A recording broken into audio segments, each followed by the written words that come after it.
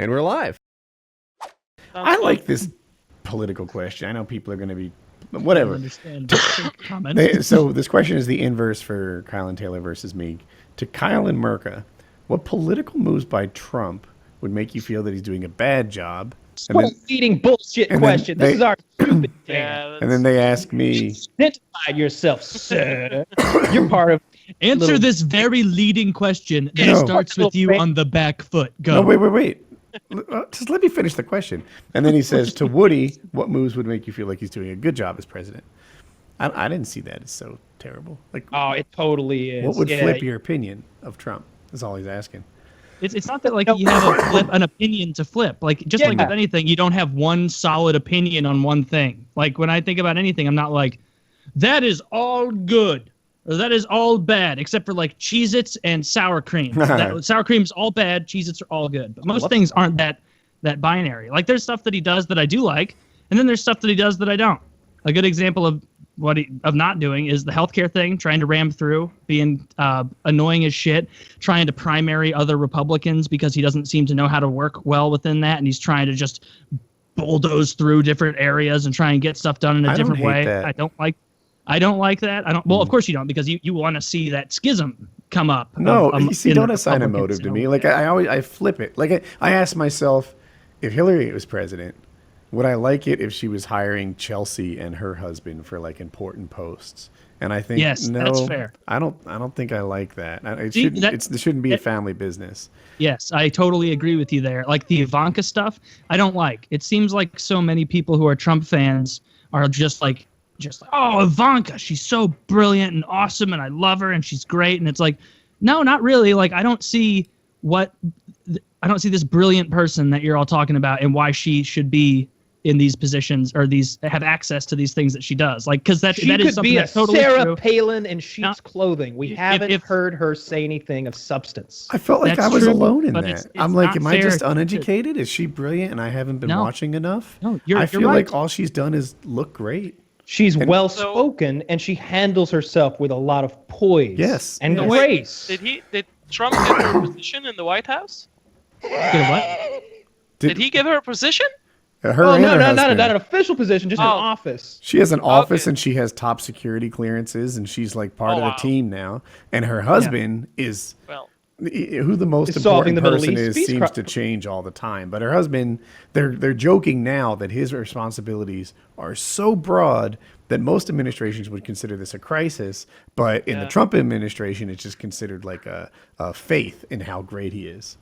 All right, well, let me answer the question. It's not, or go ahead. I think it's a super leading question because I think that some people have this idea that Taylor and or I have this like love for Trump that is impenetrable, and every time we see him do a thing, we're just like, but that's Trump. It's okay. Like, no, I'm not a fucking moron, and I'm certainly not so one-sided that I don't see like every step of the way when he's doing this shady shit. There's lots of things I don't care for that I'm seeing out of Trump. It's just the truth, and I won't defend them because they're indefensible. When you run into something like that, you can't defend it. What am I going to say about X, Y, or Z things that he's done that I don't care for? I don't like all the Russian smoke. I don't like his ineptitude. There's no other word for it. I don't like his lack of attention to detail. I don't like his lack of passion for his office. And I love his EPA stance. I like his EPA stance. I don't care about the environment anymore. I'm done with that. Well, that's not the angle to take. Okay. I don't think that. But seriously, the EPA stuff, I just care very much less about. Like my water's clean. I mean, Coca-Cola purifies this shit for me. Mm-hmm. All right, like they make sure that there's no lead in here. But to Kyle's point of like it's way too, there's too many moving pieces to really like or hate it as a singularity, because it's like I really like the nomination of Gorsuch. I think he's a good choice, and so I like that aspect of it. The way that Trump responds to questions about Syria, as an example, where it's almost like, well, it's not almost like, it's clear he doesn't know what he's talking about, and it's almost like he doesn't even seem that interested in becoming more informed of it. I don't like that.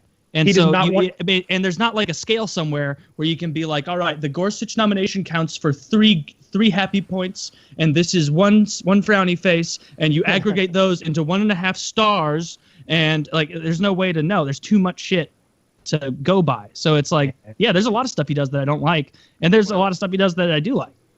If that Trump happens making... when your main source of information is Breitbart and Fox News. That's the reason. I mean, he's listening to them and he's tweeting about them, so I think it's ridiculous. Yeah, his Twitter, he needs to settle down. If Trump were making deposits and withdrawals, with my opinion with him, he makes very few deposits, and it seems like almost everything he does is a withdrawal. And I go through the list. It's a lot of times the list hasn't changed, but you know, the ISP thing is new. There's the bribery thing for energy companies that's not. This new thing with the, what do they allow? Coal companies to dump ash in the water. The reason he's so pro coal, if people haven't put this together, is that coal jobs are in swing states, right? So he's not governing like the country here. He's trying to win swing states. That's why, you know, there's more people working in Arby's. That's a stat that keeps getting thrown around than there are working with coal. Is that true? I totally understand that is true. I totally understand what you're saying. It is a stupid, misleading way to present it, though, because if you compare the amount of families being supported by those jobs and the amount of money actually going to those people and the amount of so it's like, all these people with part-time, you know, jobs making $200 a week. You know, they count that one job counts the same as this guy who's a full-time coal miner who makes $110,000 a year. Never mind the industries and services of the coal industry. It's just a very lazy, misleading way to present it. I'm not pro solar does a lot more, but yeah, there's a lot more jobs in solar, and the reason he's so focused on coal jobs is that they're in swing states, and that's on a related topic. That's one of the reasons I hate the Electoral College. It seems like automotive jobs and coal jobs, and you can become president because no one else changes their vote, and that sucks. I don't know why he likes coal. I'm not sure if it had. I think that like attributing it to his want to win swing states is almost giving him too much credit. Like, no, that's what it is. I don't know about that. I wouldn't be surprised to find that he will profit greatly if the coal industry does well, or someone he knows will profit greatly if the coal industry does well, or in some way, if the coal industry does well, then this industry does well, and they're the ones who like write all the leases for coal mines or something. It could be so convoluted and complicated that it's difficult to even make out what's going on. But I don't know if this guy has like an election in 4 years on his mind right now when his approval is like 30%, 37% or something like that. Like, going down. Forget the swing states, dude. Let's just try to win one for the home team. So, right? To answer the question for me, what do I want from Trump that would like dramatically improve my opinion of him? I would like to see him set up America for some sort of long-term success, right? My initial idea on that is like renewable energy. You know, we could be the solar country where everyone gets their stuff from. We have all the patents and such, and the Chinese are paying us to manufacture. That would be a thing. But I don't know, maybe there's other things, maybe faster broadband, maybe better highway systems, maybe, you know, something that would make America competitive in the long term would really improve my opinion of him. Maybe it's irrigation and water or something that turns us into some better country. I did some research on the solar thing, and it is a good idea, but it's like we put so much money into solar research and shit every year, and it's not like it's not at the point yet where we can transition a bunch of stuff to solar all in one. Like it provides like what, a single digit amount of power to this country, like 2% of the power, and it's like 2-3%, like nothing. So it's like, I want to see nuclear happen because it seems like that would be so much fucking power, and it would be clean, so everybody can get behind that, and we can do it so much safer. But people are afraid of like the 3 Mile Island kind of shit, where nothing bad happened. That's understandable. Like, but nobody got hurt. But psychologically, hearing nuclear, it's like it does trigger something where you're like, solar, that wouldn't hurt me. Maybe a little bit of a red tan, but that's fine. Sunburn. But nuclear, oh god, that'll tear me to smithereens. But that I think that is the future, is nuclear, because it's going to be totally clean. It's going to be so much fucking power. It's going to be cheap. I was watching a video about a Dyson sphere. Do you know what a Dyson sphere is? I don't. That's the idea of enclosing our star or a star in a device that would capture its output. It's a pretty cool video. Wow, that is cool. Yeah, and it's so crazy what people can do, what we can do now. We's co-opting the success of our species, but I'm going to do it anyway. Yeah, right. I feel like we should take some credit, right? Like we're here. We're a product of their accomplishments. We're a product of their DNA. We're a product of everything that they were and or are. You know, we don't get here without some we are the descendants of the most badass motherfuckers that like a 500,000 or 250,000 years of evolution could fucking form. Not to mention all the infighting and the war and the pestilence and the disease and the beasts of the land.